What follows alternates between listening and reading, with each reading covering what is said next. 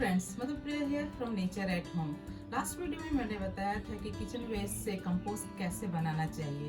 तो कंपोस्ट जो है वो बनने के बाद क्या होता है वो हम बताएंगे, और कंपोस्ट बनाने में क्या क्या परेशानी आती है, क्या क्या आपको बेसिक चीज़ पे ध्यान देना चाहिए जिससे कि कंपोस्ट अच्छी तरह से बन के तैयार हो। कंपोस्ट बनाने में जो प्रॉब्लम आती है उसके बारे में हम बात करेंगे।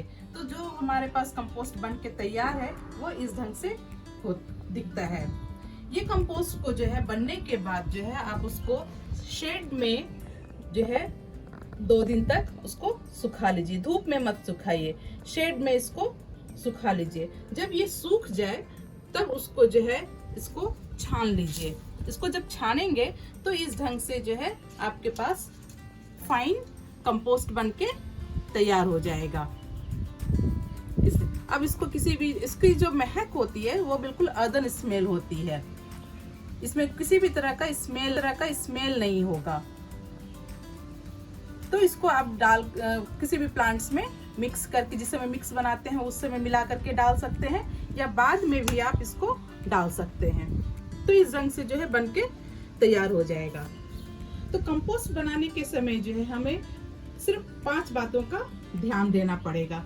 सबसे पहले है कंटेनर जो भी आप चूज कीजिए, चाहे वो गमला, मिट्टी का गमला भी आप चूज कर सकते हैं, क्योंकि मिट्टी का गमला में क्या होता है कि छोटे छोटे बहुत सारे होल होते हैं, बहुत सारे छोटे छोटे छिद्र होते हैं, तो आप उसको भी चूज कर सकते हैं। और अगर मिट्टी का गमला नहीं है या खंभा नहीं है तो इस ढंग का पेंट का जो है आप डब्बा भी यूज कर सकते हैं, इसमें कि आप इसमें छेद करना जरूरी होता है। तो जब छोटे छोटे छेद होंगे तब इसमें एयर सर्कुलेशन जो है अंदर में होता रहता है, क्योंकि ये जो प्रोसेस है वो एरोबिक प्रोसेस है।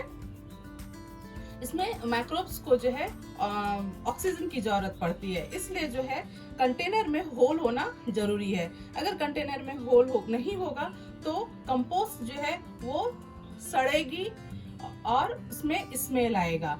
कंपोस्ट में जब बनने की प्रक्रिया है उसमें स्मेल नहीं आना चाहिए। स्मेल आता है तो इसका मतलब है कि कंपोस्ट आपका डिकम्पोज नहीं हो रहा है, रॉट हो रहा है। तो कंपोस्टिंग में स्मेल बिल्कुल नहीं आता है। कंपोस्टिंग जो है आपके हाथ में है। पहला है कंटेनर का ध्यान रखेंगे तो आपकी कंपोस्ट बहुत अच्छी बनेगी। दूसरा है कार्बन और नाइट्रोजन का रेशियो। देखिए, कार्बन क्या है? कार्बन यानी कि ब्राउन मटेरियल, या तो आप इस ढंग से कोकोपीट ले सकते हैं या नहीं तो कार्डबोर्ड ले सकते हैं। तो कंपोस्ट जो होता है उसका बहुत गीला भी नहीं होना चाहिए और बहुत सूखा भी नहीं होना चाहिए। तो कार्बन जो हम डालते हैं तो वो एक तो कंपोस्ट में कार्बन का पूर्ति करता है, और दूसरा जो है वो उसके किचन वेस्ट से जो पानी निकलता है उसको वो एब्जॉर्ब करता है। तो अगर हम ये ज़्यादा डाल देंगे तो कंपोस्ट जो है वो बहुत ड्राई हो जाएगा। कंपोस्ट को डैम्प रखना है, बहुत गीला भी नहीं रखना है और बहुत सूखा भी नहीं रखना है। तो अगर हम ये ज़्यादा डाल देंगे तो कंपोस्ट जो है वो सूखा सूखा हो जाएगा, तब भी कंपोस्टिंग प्रॉपर नहीं होगी। या नाइट्रोजन यानी कि किचन वेस्ट जो है वो अगर हम ज़्यादा डाल देंगे तो वो भी जो है बहुत गीला हो जाएगा और कंपोस्टिंग ठीक से नहीं होगी। तो इस दोनों का रेशियो जो है वो प्रॉपर होना चाहिए। कार्बन और नाइट्रोजन का जो है रेशियो जो है 2:1 का रेशियो रखेंगे तो वो कंपोस्ट जो है वो सिर्फ डैम्प रहेगा। डैम्प जब रहता है तब जो है कंपोस्टिंग अच्छे से होती है, ब्रेकडाउन जो है वो अच्छा से होता है। तो कार्बन और नाइट्रोजन का जो रेशियो होना चाहिए वो 2:1 का रेशियो आप रखिए। तीसरा है माइक्रोब्स। अब इन सब प्रोसेस में माइक्रोब्स तो हीरो है, तो माइक्रोब्स का हमें ध्यान रखना है कि उसमें माइक्रोब्स डालना है। कोई माइक्रोब्स नहीं डालते हैं तो फिर जो है वो कंपोस्टिंग प्रॉपर नहीं होगी। तो माइक्रोब्स में आप काउडंग का उपले डाल दीजिए, छाछ डाल दीजिए, जैगरी भी डाल सकते हैं। तो ये सारा चीज जो है डालने से उसमें माइक्रोब्स की पूर्ति हो जाएगी। माइक्रोब्स के लिए आप पुराना जो खाद है, पुराना काउडंग कंपोस्ट जो है, या इवन ये वाला भी कंपोस्ट अगर उसमें मिक्स कर देंगे तो भी जो है इससे भी माइक्रोब्स की उसमें पूर्ति हो जाएगी। और पांचवा है एरेशन, नहीं ये चौथा है। चौथा जो है वो एरेशन। क्या होता है ना कि हम लोग सब कुछ मिला करके बस वैसे ही रख देते हैं, तो उसमें उसको बीच बीच में चलाना होता है ताकि वो उसमें हवा जो है सर्कुलेट होता रहे।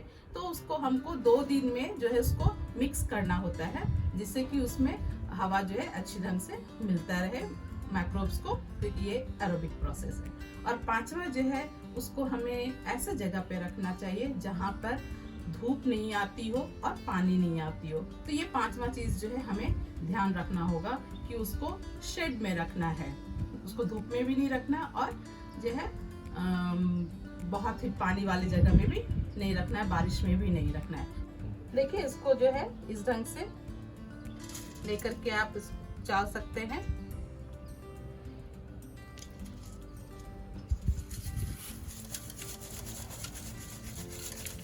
और जो भी बचा हुआ है ये इसको फिर से हम कंपोस्ट होने के लिए डाल देंगे। ऐसे मोस्ट ऑफ द इसका जो है निकल ही जाएगा। ये जैसे पत्ती है ये अभी ठीक से हुआ नहीं है, या फिर ये जो कार्डबोर्ड है, कार्डबोर्ड का टुकड़ा है, ये भी उतना भी नहीं हुआ है, तो उसको हम फिर से कंपोस्ट होने के लिए डाल देंगे। और इस ढंग से जो है बन के ये तैयार हो गया। देखिए कितना फाइन पाउडर की तरह तैयार हो गया। इसकी स्मेल लेंगे आप तो बिल्कुल जो है अर्दन स्मेल आएगी। फ्रेंड्स, होम कंपोस्टिंग का पार्ट 1 वीडियो जो है आप उसको देखना मत भूलिएगा, क्योंकि मैंने उस वीडियो में बताया है कि होम कंपोस्टिंग का प्रोसेस क्या है, स्टेप बाय स्टेप मैंने बताया है।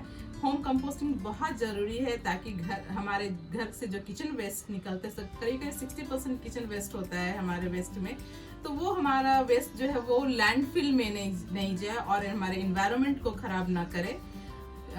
इसलिए जो है आप एक बार ज़रूर होम कंपोस्टिंग ट्राई कीजिए।